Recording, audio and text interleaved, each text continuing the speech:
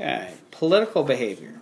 Now, there is another point in this class, and I'm not remembering where this is going to post in it, where I have some videos of other people talking about the internal politics of an organization, office politics and such, but I also wanted to go over what the book was talking about. So, political behavior. These are the activities that are not required as part of one's formal role in an organization, but still influence the advantages and disadvantages in an organization. So this is not part of the formal work, but boy, it's really there, and you really need to pay attention to it, or else you'll be at a disadvantage, and if you do, you could be at an advantage. Okay? First thing to understand is that there's some legitimate and there's some illegitimate. Okay?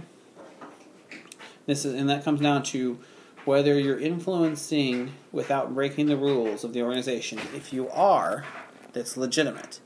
Illegitimate is when you're purposefully breaking the rules. These illegitimate politics would be something like where we are all refusing to follow a command that we're given because we just believe it to be wrong. It doesn't mean it's illegal, but technically within the rules of the organization, we should be doing what our leader is telling us to do. Okay?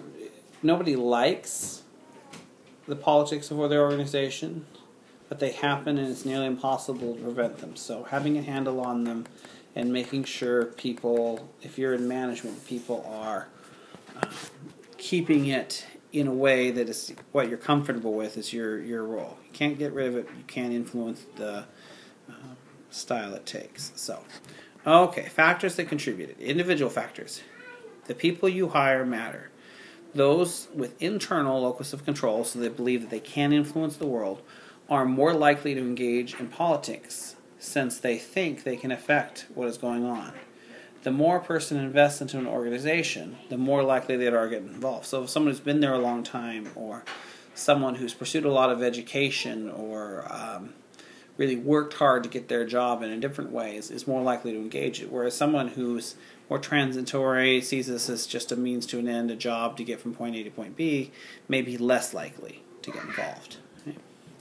Organizational factors. These are an even bigger influence. If organizations are in decline, so if it's it's just a bad year, or the organization's on its way out of existence, it gets worse.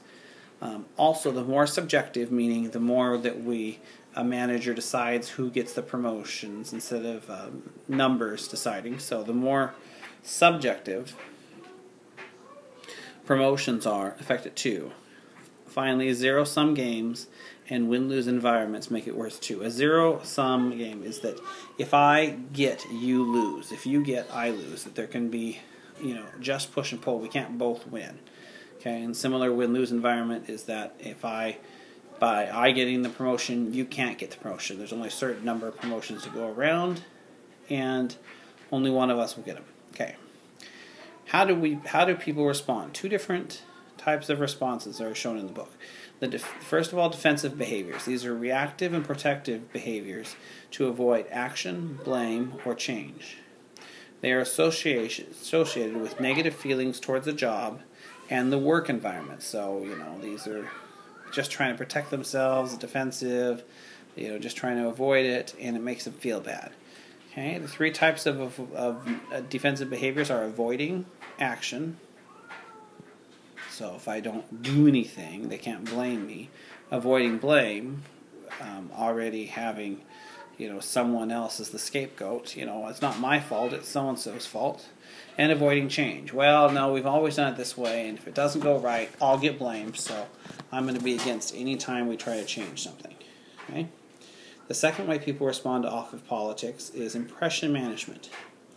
And that's the process by which individuals attempt to control the impressions of others. Okay? So I'm going to try, it's sometimes called brand management or thought management, the people that are trying to really influence the way you think about them. Okay? So some of the techniques identified in the book. Conformity. If I act the way just everybody else does, people are not going to notice me, and therefore I'm not going to get blamed. Excuses.